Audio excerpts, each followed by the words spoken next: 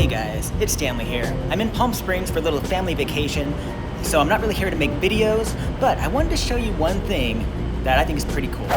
And it's this, right here, the Plaza Theater in Palm Springs. Why is this so cool? This is where they had the world premiere of the 1936 movie starring Greta Garbo and Robert Taylor, Camille. It's one of my favorite movies.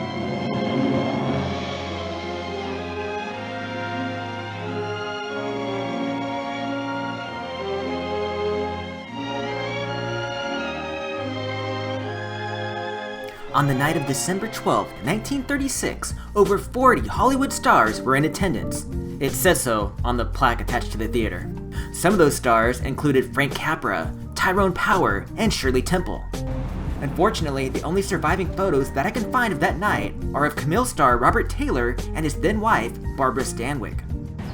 Before all these stars were on the sidewalk, this would have been the sidewalk where Robert Taylor and his wife, Barbara Stanwyck, would have walked right up this way.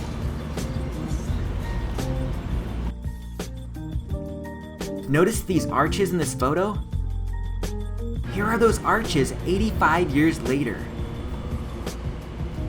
It's so sad that there are no photos of Greta Garbo at the premiere, but there are two different accounts of her at the Plaza that night. The first is that she came into the entrance and went straight out the back and left. Very Garbo-esque.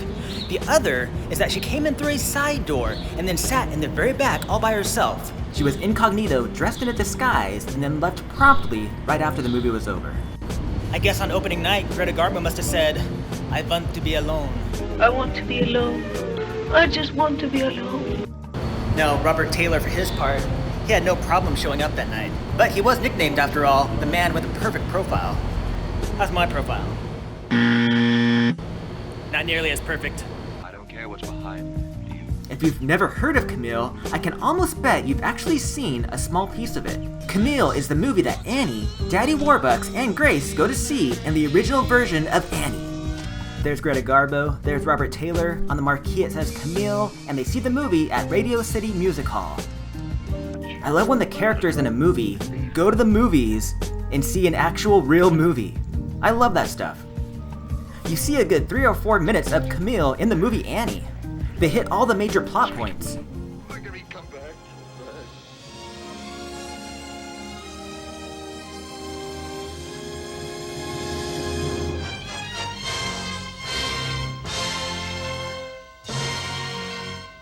It's pretty amazing to think that the world premiere of Camille was not in New York or Los Angeles, but it was right here in Little Palm Springs.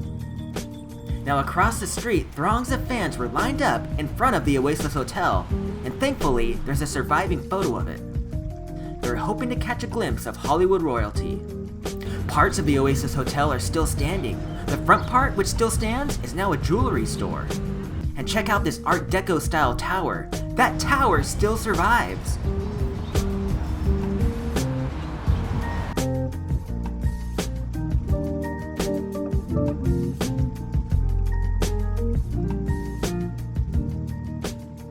And the Oasis Hotel was designed by none other than Lloyd Wright. No, not Frank Lloyd Wright, but his son, Lloyd Wright, who was a good architect in his own right. Besides the front of the building and the tower, most of the structure has been demolished and replaced with commercial buildings.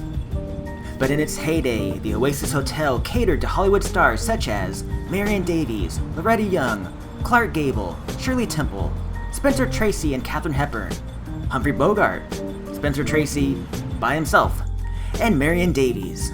Looking back across the street, the Plaza Theater needs your help. It's been closed since 2014, and it needs millions of dollars in renovations. Save the Plaza Theater! Save the Plaza Theater! Where is that old lady from Back to the Future when we need her? Alright, I have to catch up with my family now. They're around here shopping somewhere. If you enjoyed this little time travel adventure back in time, please give it a thumbs up, and I'll see you in the near future with some more actual filming locations. So if you haven't subscribed, now would be a good time. Alright, until then, bye!